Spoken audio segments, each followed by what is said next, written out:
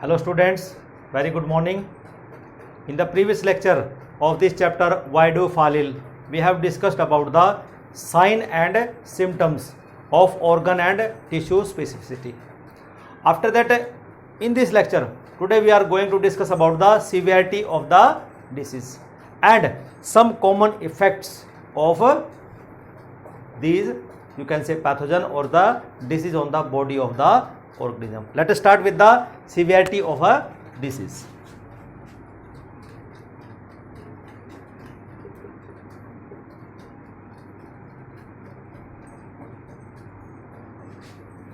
देखिए, जब भी बात आती है सीवियरिटी की, disease will spread in the body when the microbes enter the body in sufficient number. कि एक पर्टिकुलर नंबर, जैसे वो डोज कह देंगे कि जब उनका नंबर ऐसा सफिशिएंट हो जाएगा, then they will be able to cause और spread the disease in our body. इसको हम क्या कहते हैं? Infectious dose. तो disease will spread in the body, disease will spread in the body, कि हमारी बॉडी के अंदर डिसीज तब स्प्रेड होती है, ठीक है ना, when the microbes enter, when the microbes enter the body in sufficient number. एक सफिशिएंट नंबर उनका होता है, ठीक है ना, called infectious dose, called infectious dose. अगर इन्फेक्शंस का नंबर, इन्फेक्शियस एजेंट का नंबर सफिशिएंट नंबर से कम रह जाता है, तब वहां पर डिसीज काज नहीं होती. Severity of the disease manifestation will however depend upon the number of the microbes, you can say, above the infective dose. Severity of disease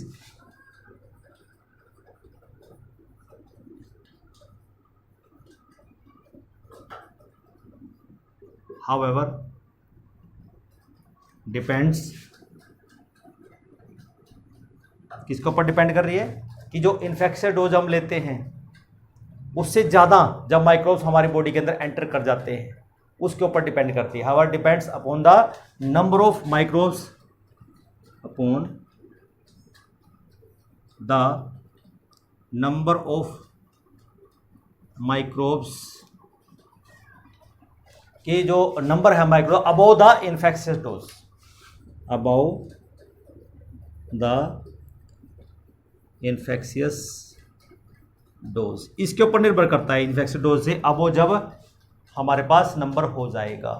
if the number is very small, if the number of microbes is very small, फिर क्या होगा कि number ही small है disease, then disease manifestation would be, then disease manifestation would B,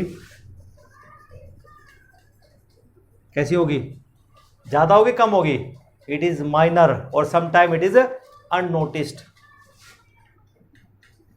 minor और unnoticed.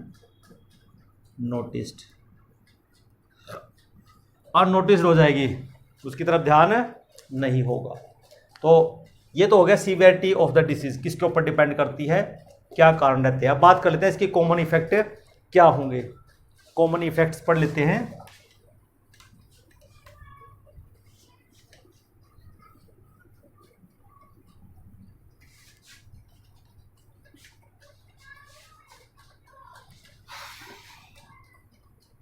Common effects.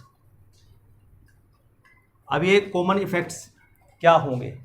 देखिए बच्चों, जब भी कोई पैथोजन है, ठीक है ना, और वो बॉडी के अंदर एंटर करता है, ठीक है ना, अगर वो अपना वहाँ पर अपने आप को फ्लोरिश करना चाहता है, अपना फुट होल्ड बनाना चाहता है, it is due to you can say body defence system that, अगर उसको रोकना हो तो हमारा बॉडी जो इम्यूनो सिस्टम है वो उसको रेसिस्ट करता है। लेकिन जहाँ पर हमारा बॉडी रिस्पॉन्स या हमारा जो इम्यूनिटी है वो कहीं पर भी डाउन पड़ जाती है, देन आप पैथोजन फुट होल्ड कर लेगा वहाँ पे।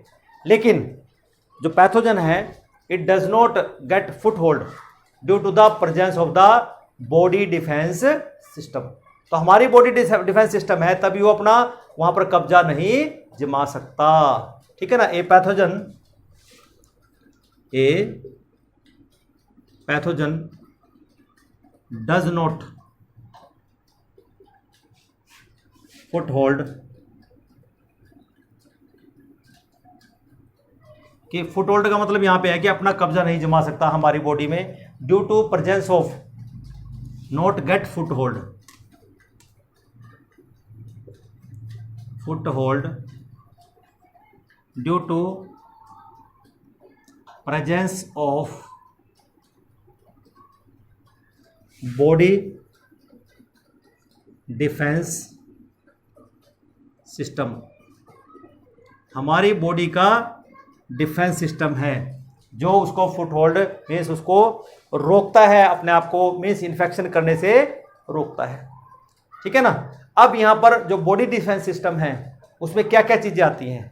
जैसे हमारे पास अगर हम बॉडी सिस्टम की बात करते हैं, हमारी बॉडी के अंदर प्रोटेक्टिव कवरिंग्स हैं। प्रोटेक्टिव कवरिंग में आपके पास स्किन है जो किसी भी पैथोजन को एंटर नहीं होने देगी। उसका जो पोर साइज है इट इज यू कैन से less than the microbe size. इसलिए हमारे स्किन की, हमारी all over the body skin है वो हमें प्रिवेंट करती है कि कोई भी बैक्टीरिया या कोई भी वायरस हमारी स्किन के थ्रू पिनेट्रेट नहीं कर सकता, अगर उसमें कोई कट ना हो, कोई इंजरी ना हो। अगर इंजरी हो जाती है then there is possibility that a particular microbe can enter through that injury, ठीक है ना। नेक्स्ट इस तरह हम देख सकते हैं जर्मिसाइड्स। जर्मिसाइड्स कौन कौन से हैं हमारी बॉडी सिस्टम में, कि जैसे आप देखते हो कि जर्मिसाइड सिक्रीशंस हमारी बॉडी के अंदर होती हैं। अब वो सिक्रीशंस कौन कौन सी आप देखते हैं, जैसे mucus in nose, mucus in nose, कि जैसे कोई भी बैक्टीरिया वायरस आपकी नोज से एंटर करने की, तो यहाँ पर म्यूकस मेम्ब्रेन है वो वहीं पर ट्रैप कर लिया जाएगा और वो वहीं पर किल कर दिया जाएगा। स्वेट है, पसीना आता है आपको। इस तरह टीयर्स है, टीयर्स कहाँ से आते हैं, हमारे जो टीयर ग्लैंड है, ठीक है ना, वहाँ से सीक्रेट होते हैं tears from tear gland. Eyes के थ्रू अगर जाने की कोशिश करता है कोई बैक्टीरिया, स्टमक अगर माउथ से चला जाए तो HCl इन स्टमक। ये सारे क्या हैं, ये सारे के सारे जर्मिसाइड्स हैं। They kill the germs which enters the body through you can say food और whatever it may be. Next है कुछ फ्रेंडली माइक्रोब्स हैं हमारे पास, फ्रेंडली माइक्रोब्स। अब फ्रेंडली माइक्रोब्स में जैसे हम अगर बात करें, these are the you can say beneficial bugs. क्या है ये, इसमें आते हैं beneficial bugs, also called commensal bacteria. Commensal bacteria हम इसको कहते हैं। ये हमारे हेल्पफुल है, ठीक है ना। कैसे हेल्पफुल है, कि ये एक बैक्टीरिया है, ये क्या काम करता है कि ये हमारे जो इम्यूनो सिस्टम है उसको बूस्ट करता है। It boost our immuno system, कि हमारे इम्यूनो सिस्टम को बूस्टअप करता है। कौन, ये कोमेंसल बैक्टीरिया जो है, ये हमारा फ्रेंडली माइक्रोब है। इस तरह फिर हमारे पास फैगोसाइट्स है। नेक्स्ट आते हैं हमारे पास फैगोसाइट्स। फैगोसाइट्स किसको कहते हैं बच्चों, की जो जैसे आपने देखा होगा कि कुछ ऑर्गेनिज्म ऐसे हैं जो फैगोसाइटोटिकली एनगल्फ करते हैं किसी चीज़ को, ठीक है ना। और ये क्या है, इसमें क्या कहते हैं micro organism, they are you can say taken up by the WBCs as phagocytotically vesicle, कि ये इसको कंज्यूम कर जाते हैं। जैसे लाइक हमारे पास जो WBCs हैं ये क्या करती हैं, जैसे इसमें एक टाइप होता है हमारे पास मैक्रोफाजिज, ये मैक्रोफाजेज क्या करती हैं, these engulf the you can say foreign substance phagocytotically through the process of phagocytosis. इसका मतलब फिर मैक्रोफाजेज क्या हुई, दीज आर द फैगोसाइट्स। तो हमारी बॉडी के अंदर कोई बैक्टीरिया या कोई वायरस चला गया है तो हमारी बॉडी के अंदर फैगोसाइट्स में जो WBC या जो मैक्रोफाजेज होती हैं दे एनगल्फ फैगोसाइटोटिकली उसको किल कर देंगे, ठीक है ना, और they do not allow any pathogen to you can say multiply inside our body. Next हमारे पास आता है हमारा इम्यूनो सिस्टम। क्या है हमारा immuno system?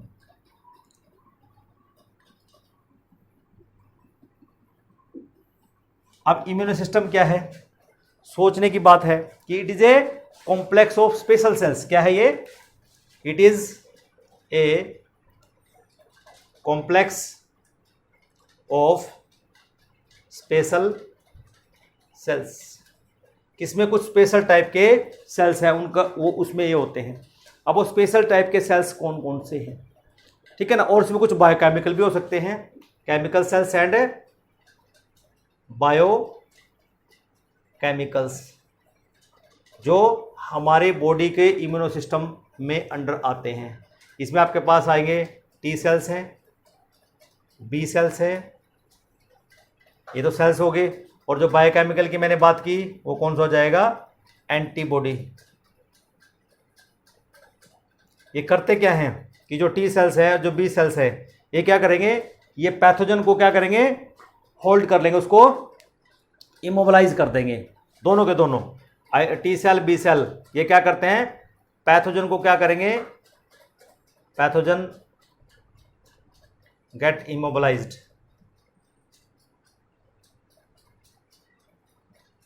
and toxified, detoxified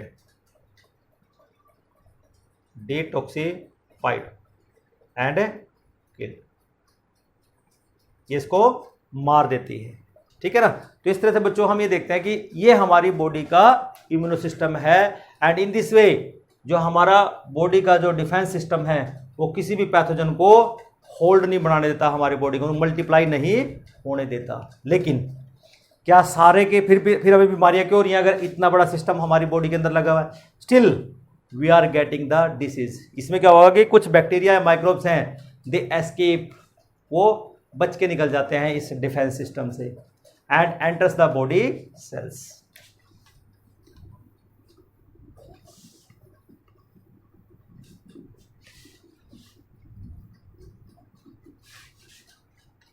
However, some microbes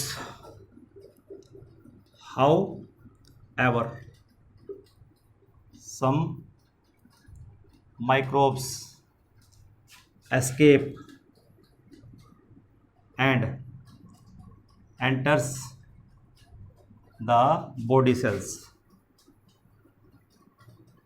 वो बॉडी सेल्स में घुस जाते हैं हमारी बॉडी सेल्स को इन्फेक्ट करने के लिए, और वहां जाके क्या करेंगे, releasing certain soap and releases certain toxic substance. क्या रिलीज कर दिया, टॉक्सिक सब्सटेंस रिलीज कर दिया, to kill the cells, to kill the cells. अब जब सेल डैमेज होता है बच्चों, जब हमारा सेल किल हो जाएगा तो रेस्पॉन्स में एक बायोकेमिकल रिलीज करता है जिसको हम बोलते हैं हिस्टामिन, ठीक है ना। The damaged cell release histamine, वो हिस्टामिन रिलीज करता है, ठीक है ना, which you can say cause inflammation, which cause inflammation। और इन्फ्लामेशन बच्चों होना भी जरूरी है, क्योंकि इन्फ्लामेशन होगा तभी हमें पता लगेगा कि हाँ पर्टिकुलर अफेक्शन या इन्फेक्शन हो चुका है, क्योंकि ये तभी हमें दिखेगा, क्योंकि ये कैरेक्टर, इसके कैरेक्टर्स होते हैं, and it is you can say characterised by, यहां पर which cause the you can say inflammation and characterised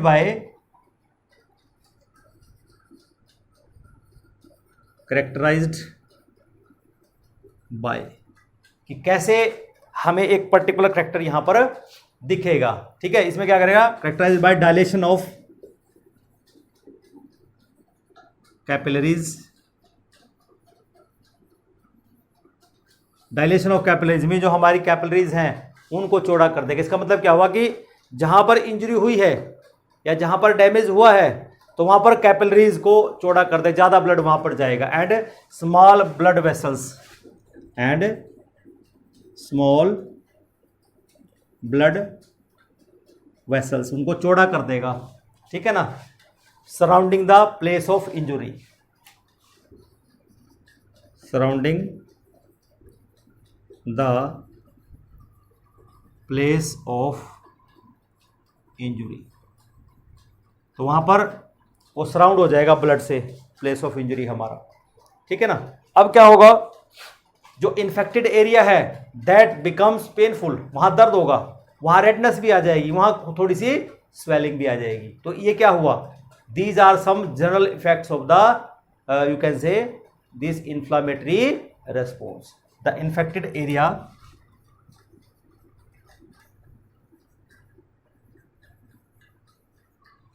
area कैसा हो जाएगा, बिकम्स पेनफुल,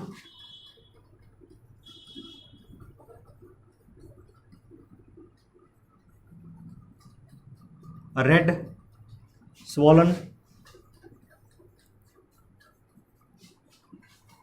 ये आपको करेक्टरिस्टिक्स दिखाई देगी। And there are some general effects, and there are some general effects like fever भी हो सकता है, कई केसेस में फीवर नोटिस किया गया है। क्लियर। अब ये जो इन्फ्लामेशन हुआ है इसका मतलब क्या हुआ, it is very required process. ठीक है ना, विच एक्टिवेट द इम्यून सिस्टम। अगर ये नहीं होगा तो हमारा इम्यून सिस्टम एक्टिवेट नहीं हो सकता। तो इसलिए जो इन्फ्लामेटरी रिस्पॉन्स है it is very must. Inflammatory response को एक चीज़ समझना बच्चों कि जैसे इन्फेक्शन हुआ, जो डैमेज सेल होंगे वो हिस्टामिन रिलीज करेंगे। ठीक है ना, और हिस्टामिन क्या करेगा, ये इन्फ्लामेशन काज करे। इन्फ्लामेशन क्या होगा, पेनफुल रेडनेस और swelling of a particular injured area.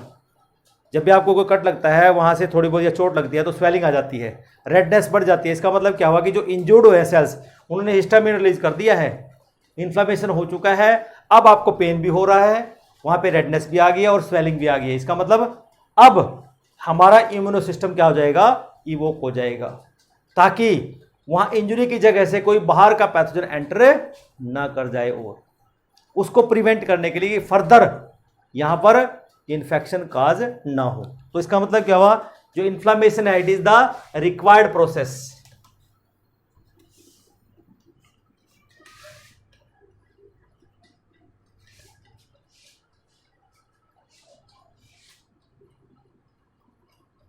Inflammation is the required process। ये बड़ी ही रिक्वायर्ड प्रोसेस है।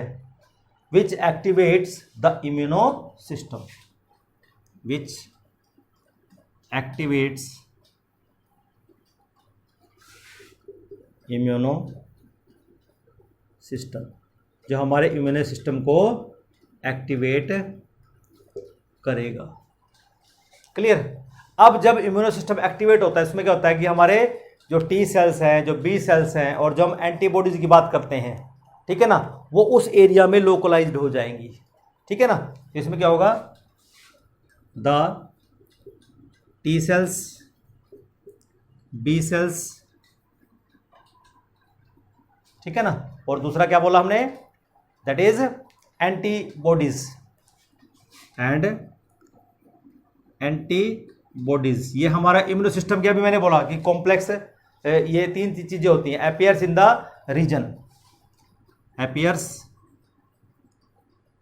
इन द रीजन ऑफ इंजुरी, कि जहां पर भी इंजुरी हुई है वहां पर ये टी सेल्स भी आ जाएंगे, बी सेल्स भी आ जाएंगे, एंटीजेंस भी आ जाएंगे, ठीक है ना। अब यहां पर क्या इफेक्ट आपको दिखा मिलेगा, एंटीबॉडी होल्ड्स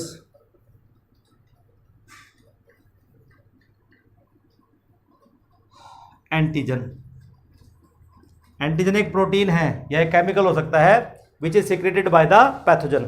तो वो जो केमिकल या पैथोजन होगा विच इज सिक्रेटेड बाय, उसको हम एंटीजन बोलते हैं।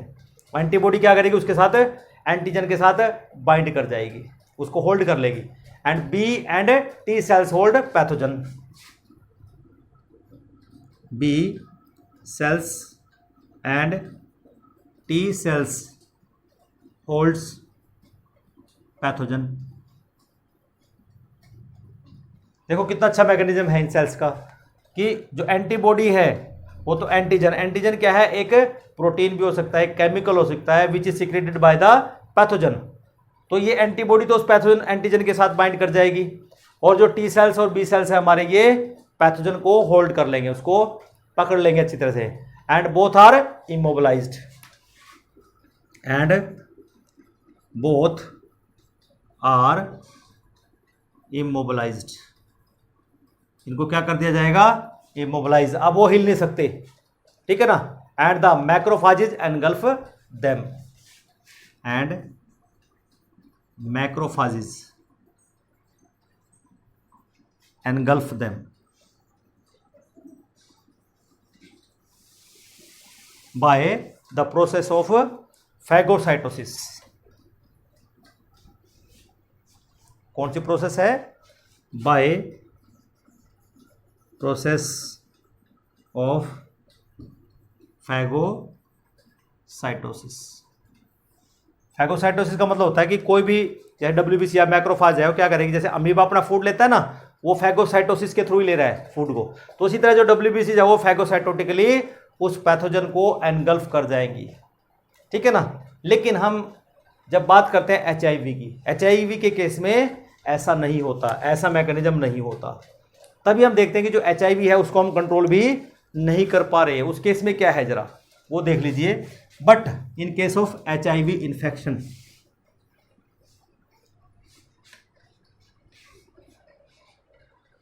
But in case of HIV,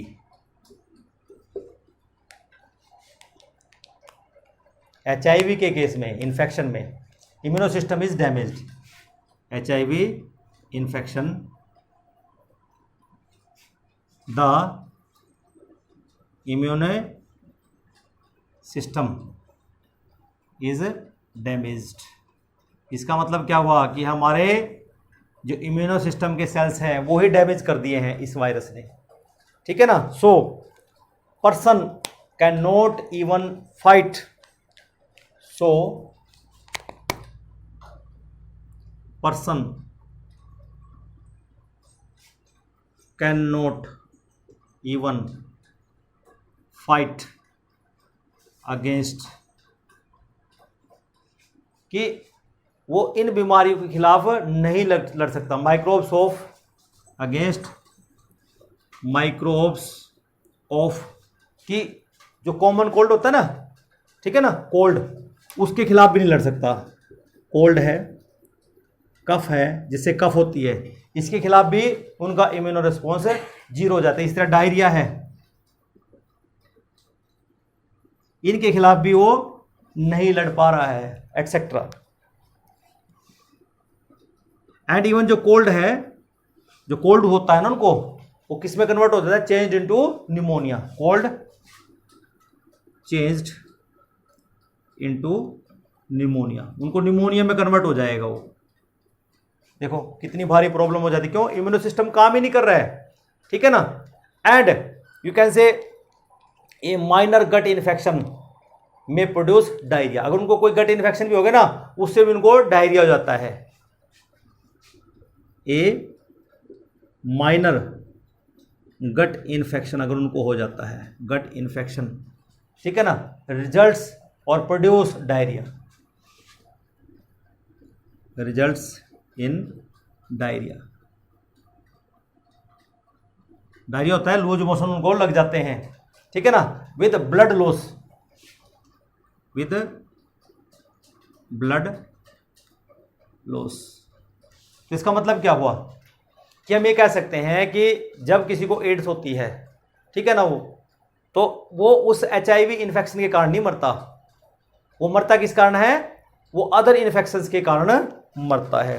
तो इन द लास्ट हम कह सकते हैं, लास्ट लाइन में जो death of AIDS patient, death of AIDS patient कि जो एड्स पेशेंट की डेथ होती है, does not occurs due to, does not occurs due to HIV infection, कि वो HIV इन्फेक्शन के कारण उसकी डेथ नहीं हुई है, तो फिर किस कारण हुई है, but due to other infections, but due to other infections, इसलिए वो लोग मर जाते हैं। इसका मतलब क्या हुआ कि इसलिए इसको नाम दिया एड्स, लास्ट में क्या आता है, सिंड्रोम आता है बच्चों, तो इसलिए इसको एक्वायर्ड इम्यूनिटी सिंड्रोम हम बोलते हैं, डेफिशिएंसी सिंड्रोम हम बोलते हैं,